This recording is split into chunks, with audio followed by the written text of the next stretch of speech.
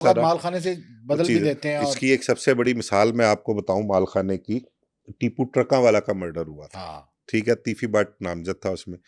अब उसमें कहते थे कि तीफी बट का पिस्टल इस्तेमाल हुआ है उसमें। हाँ। अब एंड पे जब तीफी बट को बरी किया गया, तो वो पिस्टल जो मालखाने से निकला वो तीफी बट का था ही नहीं। हुँ। अब वो इल्ज़ाम मकतूल पार्टी का इल्ज़ाम ये था ट्रका वाला ख़ानदान का कि वो पिस्टल वहाँ से बहुत बड़े पैसे देके तब्दील करवा दिया गया, चेंज करवा दिया गया। तो ये सारी चीज़ें और जो है मंशियात भी बाज़ औक़ात जिस पे चाहें 1 किलो से ज़्यादा डाल दें, जिसे से चाहें 5 किलो पकड़ें मैं तो आपको एक 10 ग्राम डाल दें। मैं आपको ये ऐसी हज़ारों मिसालें हाँ, मौजूद हैं, बहुत सी मिसालें। ठीक है? अभी रिसेंटली एक वाक़या पेश आता है शेखुपुरा में। हुँ, शेखुपुरा का गालिबन थाना सदर है। एक अमजद जट नामी शख्स है, हुँ। वो है अपना ऑनलाइन बैटिंग का काम करता है। ये मोबाइल ऐप्स पे नहीं अपना जी, जो जी। चलती है ऑनलाइन बैटिंग, इसका काम करता है वो। हुँ। ठीक है। अब उसके मुखालफिन ने ये काम किया या कोई पुलिस वाले उसके पीछे चढ़े हुए थे, पुलिस वालों के साथ उसकी सेटिंग नहीं हुई थी, किसी का कोई मकसद पूरा नहीं हुआ था। ये मैं नहीं इसके बारे में बेहतर जानता। लेकिन हुआ ये कि उसको शेखुपुरा सदर थाने में गिरफ्तार किया जाता है और गिरफ्तार करके उस पे 5 किलो चरस की एफआईआर दे दी जाती है और उसको जेल भिजवा दिया जाता है। वो मेरा ख़्याल अभी भी शायद स्टिल जेल में ही है अभी तक और वो। वो जो 5 किलो दिए इतना तो पड़ा ही होता है पुलिस वालों के पास, नहीं जिस पढ़ा पे नहीं मर्ज़ी डाल दें। नहीं पढ़ा नहीं होता उनके पास, होता भी है, लेकिन वो करते क्या है? अगर मैं आपको बताऊँ कि ये चीज़ें जो है ना इसके वो चार्जेज़ लेते हैं पुलिस वाले।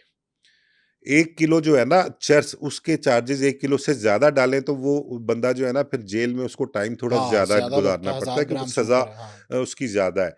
तो वो उसकी कोई 15 से 20,000 रुपया चर्च की बात बता रहा हूँ मैं आपको, 15-20 हज़ार रुपया चर्च जो है वो 1 किलो के हिसाब से वो चार्ज करते हैं पुलिस वाले। हुँ। अब वो अपने पास से तो नहीं चार्ज करेंगे, बेशुमार मैंने दोस्त तो हमारे पुलिस वाले भी हैं, उनको डिस्कस करते हुए भी देखा है और सुना भी है और वो करते भी हैं ऐसे। वो कहते जी अरे ए बंदा फड़िया यार ਇਹਨੂੰ तो बड़े तंग ਹੈਗੇ ਆ ਇਹਨੂੰ ਕੋਈ ਸਾਲ 6 ਮਹੀਨੇ 2 ਸਾਲ ਜਿਹੜਾ ਅੰਦਰ ਰਵੇ ਹੁਣ ਕਹੇ ਜੀ ਫੜਵਾ ਦਿਓ ਕਿਤੇ ਕੋਈ ਇਨਫੋਰਮੇਸ਼ਨ ਦਿਓ ਤੇ ਫੜ ਲੈਂਦੇ ਆ ਫੜ ਕੇ ਤੇ ਚਰਸ ਪਾ के भेज देने अंदर वो हुँ। अपना चर्स कितनी किलो डाल दी 1.5 किलो डाल दी 2 किलो डाल दी तो वो जो बंदा तंग होता है ना वो उनको पे पैसे करता है देता उस है। चीज़ का तो वो पे हुँ। करता है वो चर्स खरीदारी करके या अपने पास से डाल के तो वो उस पर एफआईआर दे के अच्छा जेल सर, भिजवा अभी देते हैं। ब्रोथल हाउसेज़ चल रहे हैं लाहौर में, डांस अभी ये पार्टी एक और पकड़ी गई थी, सुज़न खान जो टिकटॉकर हैं। वो जो अपना गुलबर्ग से पकड़ी गई थी हुसैन चौक लाहौर में हॉलवेन पार्टी जो थी हुँ। वो एक बड़ी मशहूर अपना ये टिकटॉकर सुजैन जिसका आप नाम ले रहे हैं एक गालबन निम्रा भट्ट थी और जो इनका मेन ऑर्गेनाइजर था वो सजावल था। हुँ।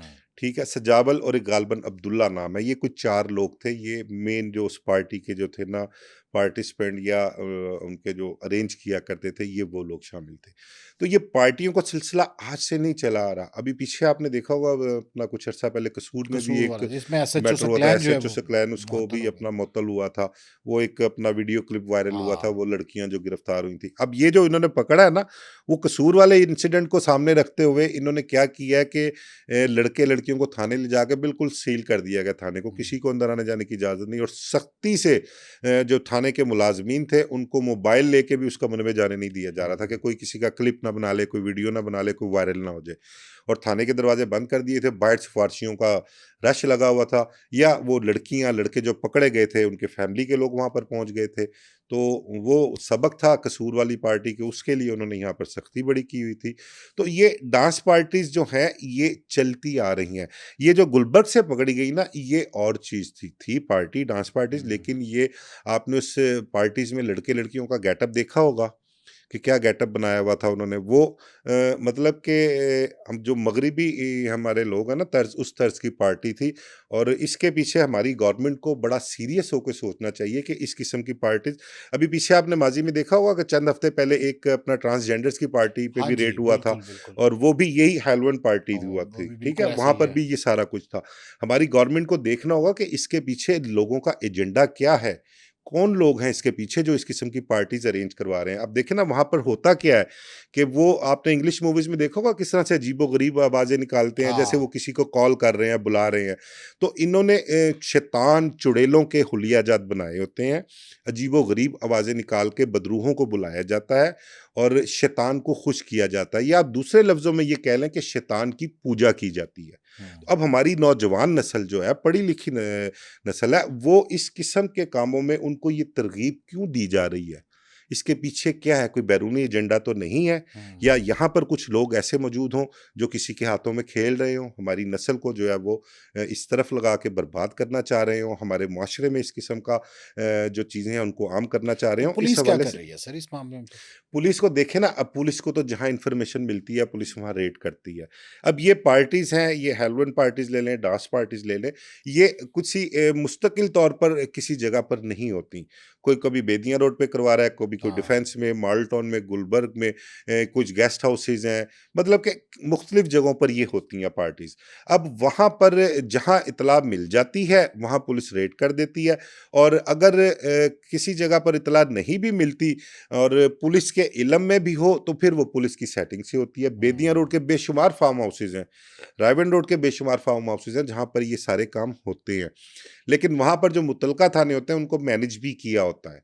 बल्कि कहा होता है कि जी आज रात को पार्टी है, तो अगर कोई इत्तला आए, इन्फॉर्मेशन आए, होता है ना, कोई 15 पे कॉल कर हाँ। देता है, किसी को इत्तला हो, कोई शरारत कर देता है, तो वो कहते हैं कि अगर ऐसी कोई हो, तो या तो हमें बता देना अगर मजबूरी हो कि आना पड़े आप लोगों को, और अगर कोई इत्तला आए तो फिर आप लोगों ने सुकून ही करना है, आप लोगों ने नहीं आना। हुँ। तो ये कुछ मर्ज़ी से भी होती हैं, लेकिन मोस्टली अगर पुलिस अफ़सर कोई ऐसे हों, जो ये चाहते हैं कि यार ये वाक़ई मुआशरे में बुराई है, इसका कला-कमा होना चाहिए, ख़ात्मा होना चाहिए, तो वो वहाँ पर रेड ऐसे ही करते हैं, जैसे ये गुलबर्ग में एएसपी राजेंद्र ने की, हाँ। एसएचओ गुलबर्ग तैमूर अब्बास उन्होंने की, और फिर अपने ऑफ़िसर्स को एतमाद में लिया, सारी उनको डिटेल्स बताई, और ऑफ़िसर्स ने उनको बिल्कुल गो हेड दिया कि किसी प्रेशर में आने की ज़रूरत नहीं है, कोई प्रेशर किसी का नहीं लेना आप लोगों ने।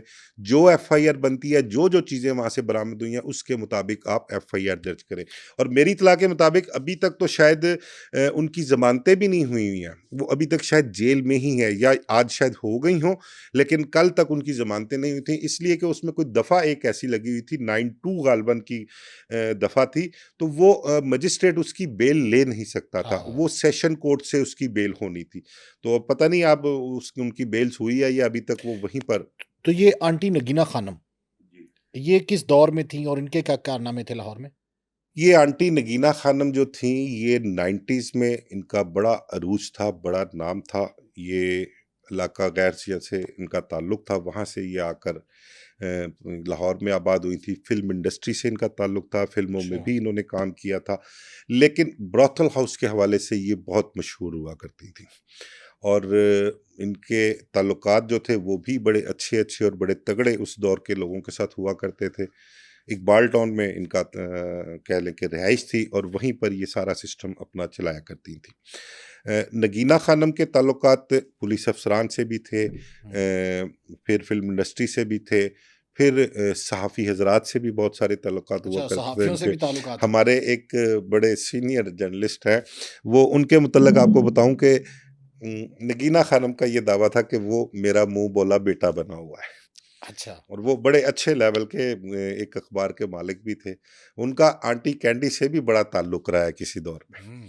तो उनके मुतल्लिक भी जो था ये चीज़ें सारी सामने आई थी। तो नगीना खानम ने भी बड़ा काम किया इस हवाले से।